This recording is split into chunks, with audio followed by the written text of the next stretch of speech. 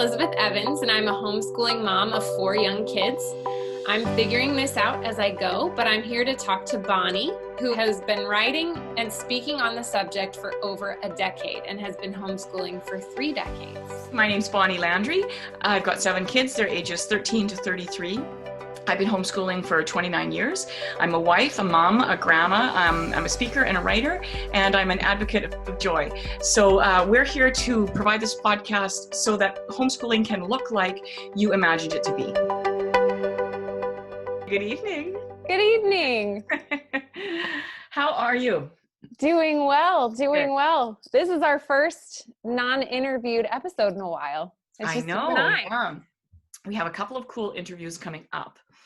Yeah. One of them is that Michael Foley, who wrote Drinking with the Saints, is going to do an Advent interview with us. Oh, yeah. And then in a couple of weeks, we'll have an interview with a gal. Her name is, her Instagram handle is East Coast Kelly, who is really about simplifying your life. And so I'm really excited to interview her. I've never actually talked to her in person, but she's lovely.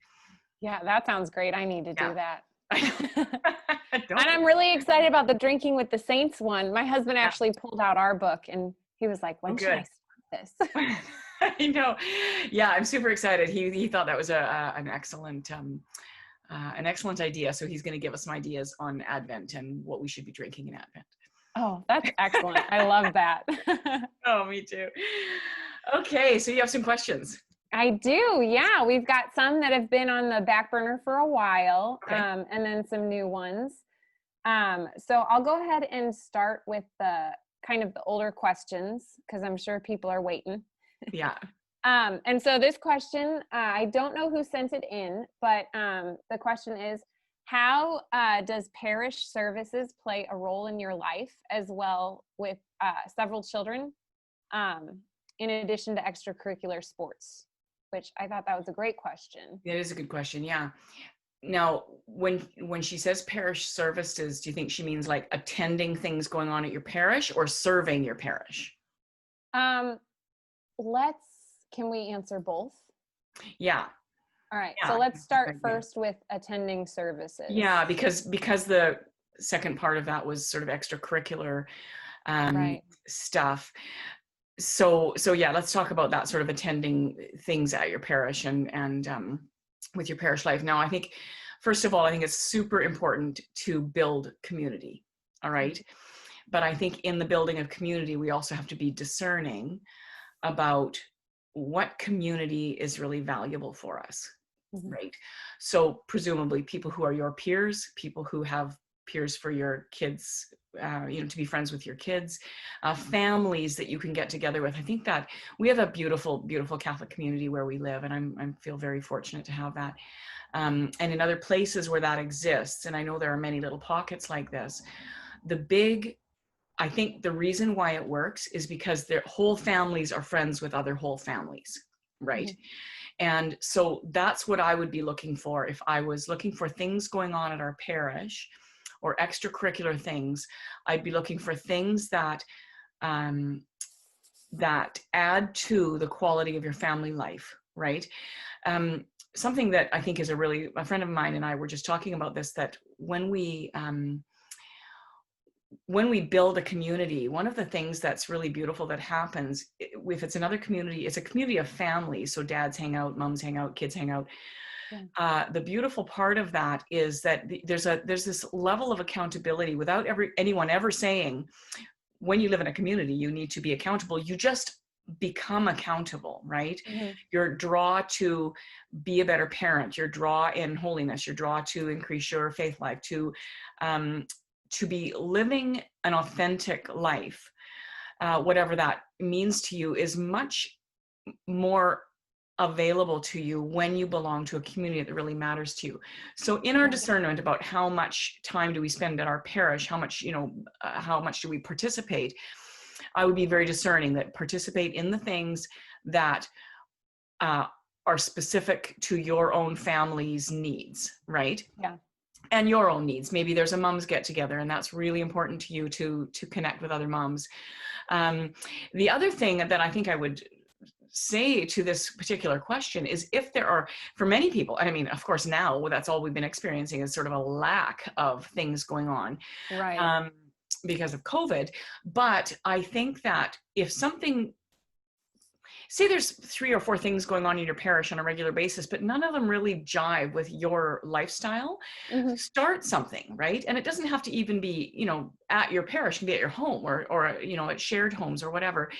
But say, for example, you're a mom who needs to get together and talk with other moms. Maybe you have little kids, maybe you have preschoolers, maybe you have a wide range of kids, whatever your needs are, Mm-hmm. to just put it out there. I'm going to have a coffee night for moms, or a wine and cheese night for moms, and put it out there to the people that you think would be interested, and sometimes it only starts with one other mom. But don't be afraid to sort of, if your needs aren't being met, to do what it takes to start meeting your own needs, right? Yeah. So sort of the, part two of that question, sort of, which is related to it, extracurricular things. I think that we, as homeschoolers especially, I think we can be really hypersensitive to not providing our kids with all the things that they need. You know what I mean? So we tend to overdo extracurricular stuff. And I think that we need, again, to be very careful about how we plan our time, because if everything that's available to us, most of the things available to us are really beautiful things, that your kids could be in dance, your kids could be in soccer, your kids could be in the the youth group, your kids could be in this or that, you could be in this or that, but nothing has value if you're overloaded, right? And so as soon as you're tip the scales of being overloaded, maybe 2 activities is great, 3 is great, 4 you could even do, but you're feeling a little bit frantic, 5, boom, everything's horrible, because you are now running on empty, in a sense, right? Right. So one of the rules of thumb, and I think a family has to just spend some time discerning, but there was a couple of things that really worked for me. One was, I discovered that I could only be out of the house 2 days a week. So whatever extracurriculars my kids were involved in, it had to fall on 2 days of the week. And those days were variable. It could be a Tuesday, Wednesday, it could be a, Monday, Friday. It didn't really matter to me, as long as I had 3 days a week at home, right? Where I didn't go in the car with all the people. So that was really helpful to me. The other thing that was really, really helpful, and I'm not saying 2 days is the answer. All I'm saying is taking some time to reflect what is the answer is what's important, right? So that might mean I don't go out of the house until 4 p.m, or I only go out on the house on weekends, or days my husband's home, or whatever. But spending some time in discernment about that is really important. The other part of that is, for us, in terms of just discernment, is that every summer, essentially, I sort of wiped this slate clean. I didn't assume that because we did something last year, we were going to be doing it the next year, right? And there were many good things that we did year after year, but it was an opportunity for me to take a look at my life and say, okay, I am, I'm expecting a baby. I've got a toddler who's really difficult right now. I've got a 5-year-old who's pretty easygoing, 7-year-old who's pretty easygoing. My 12-year-old is making me crazy right now. Like, you sort of assessing my life in terms of my kids and my energy level, and my husband's, whatever he's able to do. Maybe I can pass off some sort of household jobs to him that I wouldn't normally fall into my realm, but use the summertime to assess, right? This is what I'm dealing with right now, so what can I handle, right? And what we can handle is something we should never ever feel guilty about. If we can handle nothing extra, then that's okay. A year of doing nothing extra is not going to harm anybody, right? And if you need social life, then maybe you can ask people, could you come to me right now? It's really hard for me to get out of the house for whatever reason, right? Yeah. That Sometimes I feel like, oh, I should probably put my kids in more things, but it does get kind of overwhelming, the idea of taking them from point A to point B and back and forth. And when are we going to have time for dinner and, prayer life and all that, the bigger a family gets, the harder it is to kind of fit all those, we used the example of rocks a few episodes ago. Yes, it's kind of exactly. hard to fit those all in there if you're piling in too many. Exactly. And, if you're trying to pile in too many things, you're just not going to be able to do anything effectively, right? Including, the main thing, being kind to the people who you live with, right? And so, if we can't be kind to the people we live with, we probably, it's reasonable to assume we have too much on our plate, right? Too much, clutter in our lives in terms of what we're doing, right? Mm-hmm. So I think do you think that's like, okay, I'm just going to throw this question out there. You have 4 fairly young kids, right? What do you feel like you can handle? I mean, let's go pre-COVID, because now, most of us are not in a position where we're overloaded with stuff, right? Yeah. Well, we are actually a 1-car family because my husband's office pre-COVID is only 5 minutes from our house. Yeah. So it was really easy to do that. We didn't really need to go anywhere. We were, the kids are just kind of now getting at the age where, they're going out and doing things a little bit more. But on there are days we'd have co-op, but we'd drop my husband at work and go to co-op 40 minutes away. And that was kind of all we did. Then we added swim lessons on top of that. And that was in the evening. And so really we just kind of work around the fact that we only have 1 car. And so far that works very well. Currently my husband does wrestling. I do CrossFit 5 days a week, and my kids do wrestling twice a week. Right. And it's all at the exact same gym. So that's what good. we do is my husband, 2 days a week, my husband takes us, drops us off, and then he's with the little kids, and then he comes back and we switch. So he stays and I take the kids home and prep dinner, and it part of that feels like a hassle, but it also, I mean, my kids can buckle themselves with the exception of the youngest. And so it's just kind of, all right, guys, we're going, and then we're back, and then we're going again. That's another thing too, that I think is really important for parents with young kids to understand, is that, even if you have more children, every year, everybody's just a little more independent, right? Mm-hmm. And so at some point, the scale tips so that you have more helpers than people who need help, and then, suddenly somebody can actually babysit, and you can run out to the grocery store, or they can be there. You don't actually have to load the kids in the car. Okay, dad's going to be home in 10 minutes. So I just want you to watch the kids for 10 minutes, while I'm heading to my class or whatever, and so things change, and then suddenly somebody can drive, and so not only can they drive themselves, but they can actually drive a sibling, so if you just had a baby, your 17 or 18-year-old can drive a child, maybe to their lessons or something. And so, everything changes. It's very easy to kind of feel a bit stuck where we are. The same as I'm sure you remember, because it's not in your too distant past, when you only have really small children, right? So you have 2 or 3 kids and they're, say 3 or 4 and under, right?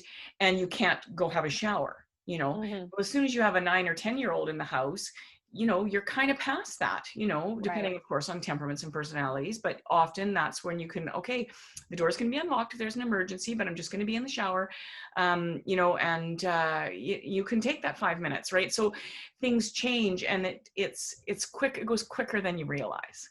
Yeah. Right? No, that's very true. Yeah. And then maybe I'll remember it. I thought of something and it was like a light bulb, and then now I've forgotten it. So maybe it'll come back. I love those light bulbs, except when you lose them. Right.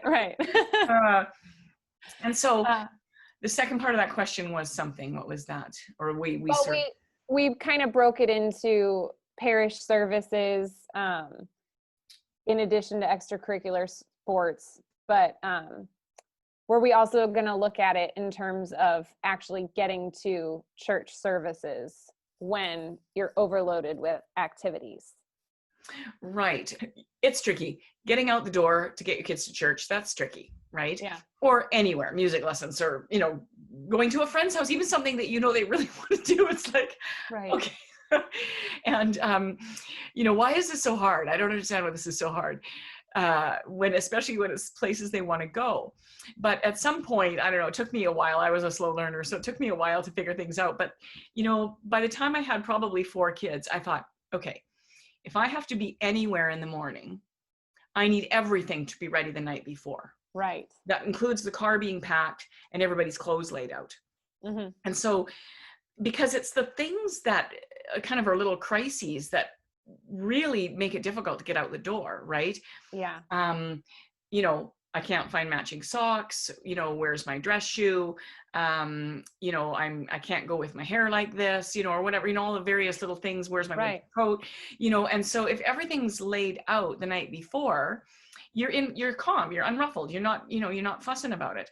But if, if that's not the case, it's a guarantee you're going to have crises, right? When you have more than, even one child, right, there's going to be a crisis. Mm-hmm. And if I had to be somewhere in the afternoon, I always packed the car in the morning, right? So that, 2:00 didn't roll around and I was like, come on, everybody, I didn't want to be freaking out at my people because we had to be out the door. Yeah. Right. And so in general, mornings were smooth. The one thing that can, I think, be difficult is if you have a child who is, slug-like in their countenance. Sure. Yeah. And so you have to allow a lot of time for that. So if okay, this person, needs a lot of time. My youngest daughter, when she was little, she was everything was very, very precise, right? And it just took a long time to get her out the door. And then finally, I don't know, I must have read this somewhere, but I said, okay, I need you to tell me how long you need. Mm-hmm. Okay. She was probably 7 or 8. But it was at that point where I thought, okay, I need to put the responsibility of getting out the door in your hands.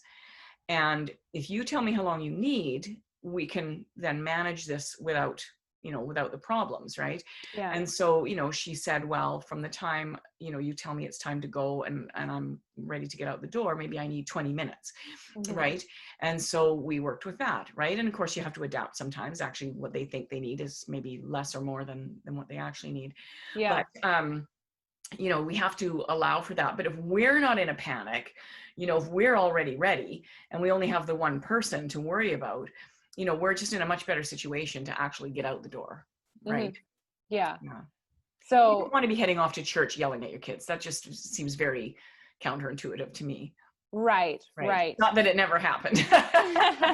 Well, I find my son, one of my sons, actually, this has happened to each of my kids at some point, where we have everything ready the night before. They help pick out the pants, the shirt, they have only, a certain amount of shoes that they can wear to mass, right? And then it's the morning of, and we're getting ready. And then all of a sudden, I don't want that sock. It feels funky. And so then there's this meltdown and it's like, we have to go. And so for us, a lot of the time, it doesn't matter how prepared we are. Something always happens and we're 2 minutes late. It does. And I mean, so building buffers, like if we build a 10-minute buffer into what we think it's going to take to get out the door in a reasonable time, just gives us that extra 10 minutes to deal with, the problems, right? Because it's true, that we just don't know. The unexpected can happen at any moment, and that said, we need to be just okay with it. If we were 10 minutes late, you're paying for music lessons and you're 10 minutes late getting out the door and you feel kind of antsy, like, oh, I'm paying for this time. But is the price of what you're paying for those lost 10 minutes worth the freaking out at your kid, right? Right. And ultimately, all of us would say, no, it isn't. Right. But, it's a good management skill, right? Sure. Yeah. Okay. So our next question is kind of almost like a part 2 to what we were just talking about. Okay. I find it difficult to serve in our parish. Do you have any thoughts or personal experience on, being more of a servant for parish life? Okay. Yeah, I do. Guess what? I haven't been thinking about this.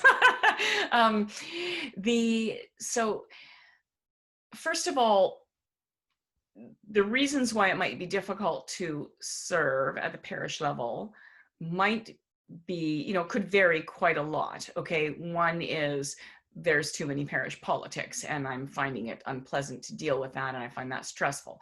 I'm going to assume that because we're dealing with, young families in general, as our listenership, that what they mean is, I have a young family, how do I extend myself to the point where I can actually be helping out with our parish? Okay. Mm-hmm. We always have to remember that our vocation is our family. When we get married, our marriage, and then, by default, our family is our vocation. And so that has to be the first thing. So it's God, marriage, and then everything else afterwards. And, marriage meaning also family. Everything else is secondary to that, right? And so I don't think anybody with a bunch of little kids should ever feel pressured to be adding to parish life.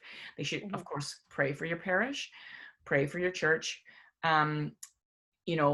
offer what you can. If there's things you can attend, great. If there's lottery tickets and you can afford to buy them, that there's, having a draw to raise a fundraiser or something like that.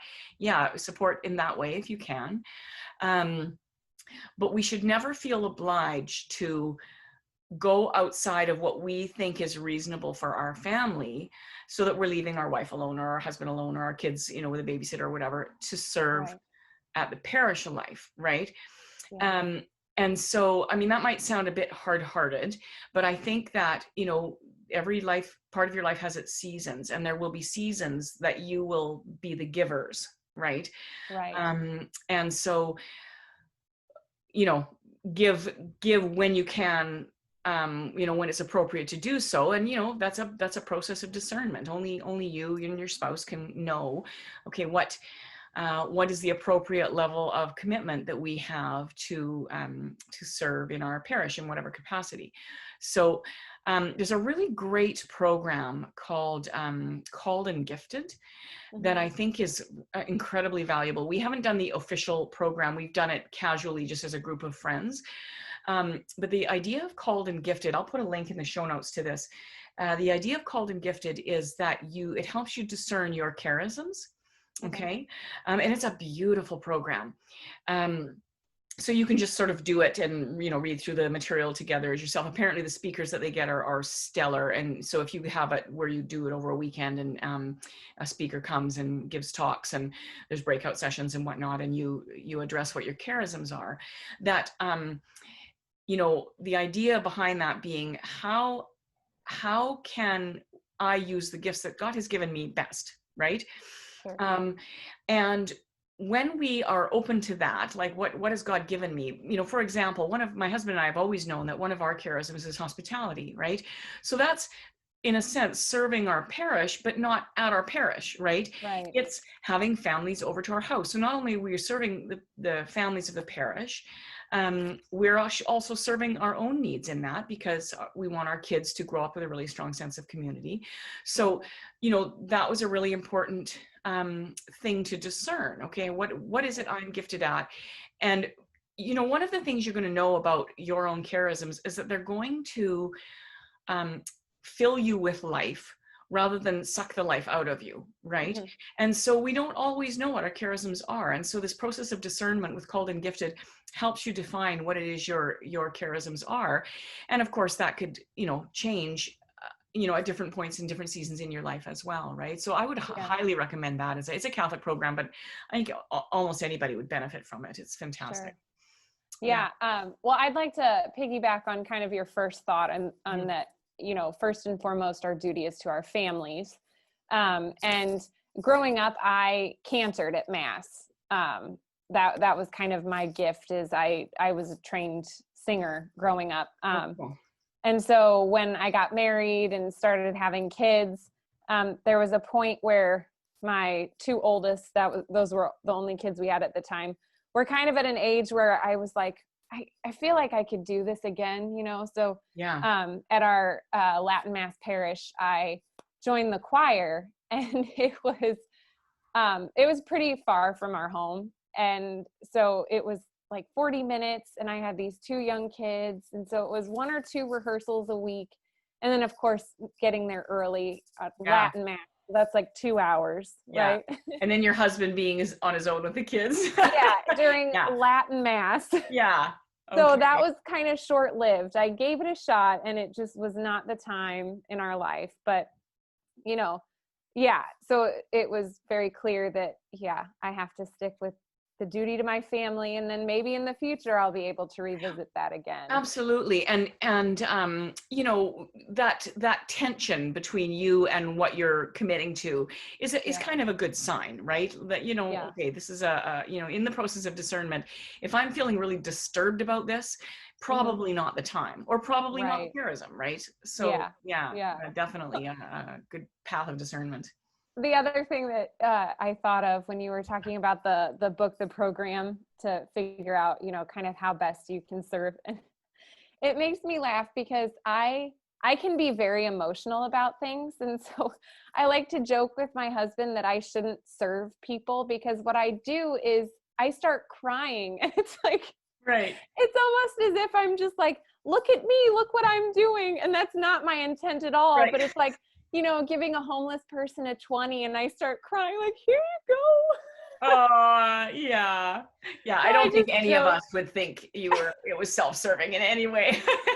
but I just joke with my husband, like I shouldn't, you know, give people money or things because I just cry. Ah, Uh, yeah. So much of life is discernment, eh? You know, how much time how much time do you give to extracurricular? How many days you spend out of the house? How many, right.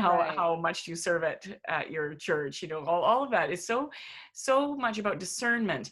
And that kind of something I was thinking about today, actually, that's always been really, really important to me is that we have to plan time to not be doing anything, Right. right? That time to just sit and have coffee together, time to just be, you know, whether it's by yourself or with your spouse or with your family, but time that is not taken up by anything, right? Right. Because how do you discern anything when your time is always taken up with things, right? Right. You know, Yeah. and so it's just, I think it's an important uh, thing we need to build into our everyday. Right. And Yeah. I often do wonder, you know, if my husband should try lecturing or be Knights of Columbus or something to kind of model that serving to our Mm. kids. But he's kind of disinterested in it. Part of it has to do with the more kind of traditional upbringing of Latin Mass. There aren't lectors, you know. Yeah.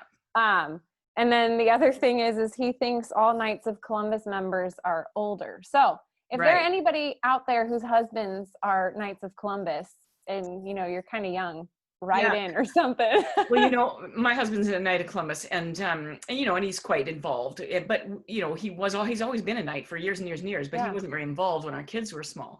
But interestingly, there are several young knights in our parish. Now, there's not a lot going on, of course, because it's a Yeah. small parish.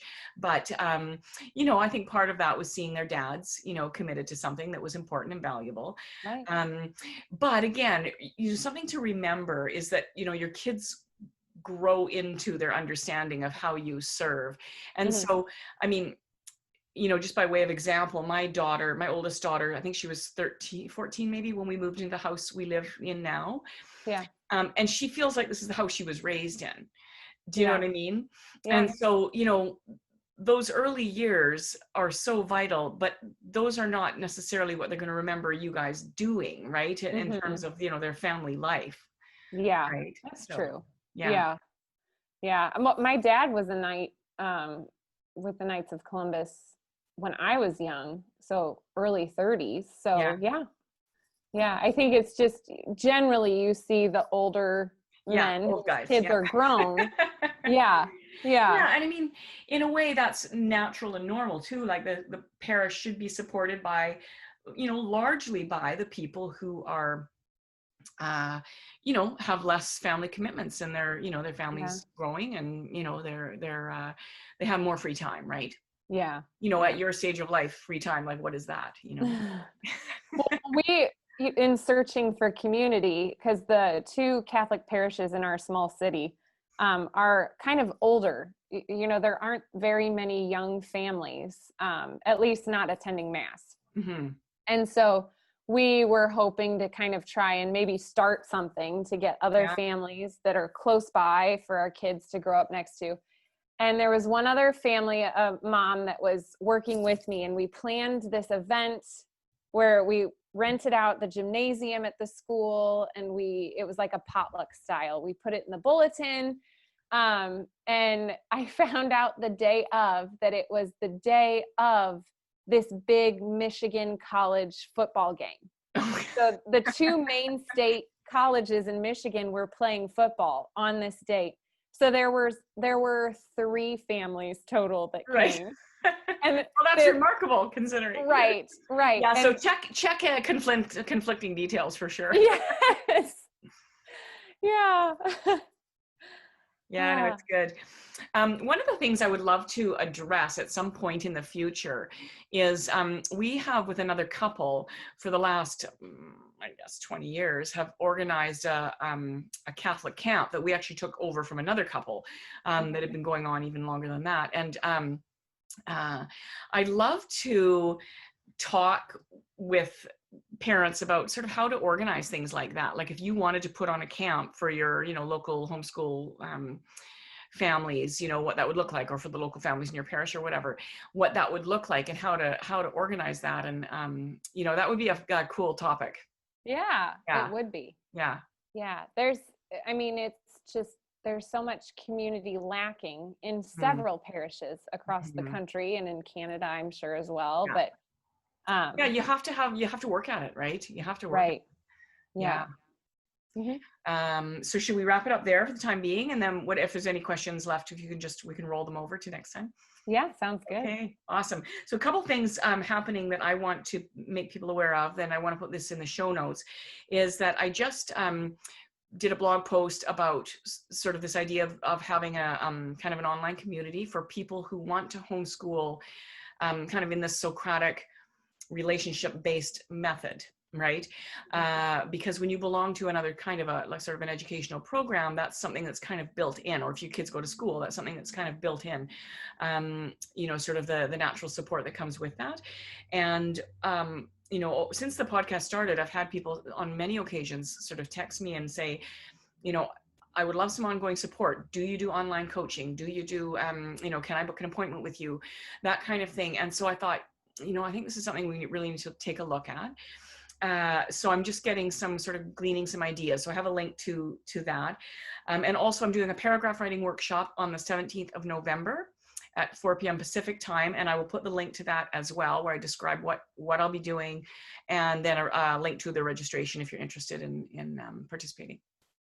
Sounds good. Okay. So you can reach us in all the usual places for your questions, via message on Instagram, messages on my Facebook page, Make Joy Normal, or on my website. All right. Thank you. Okay. Take care. Good night.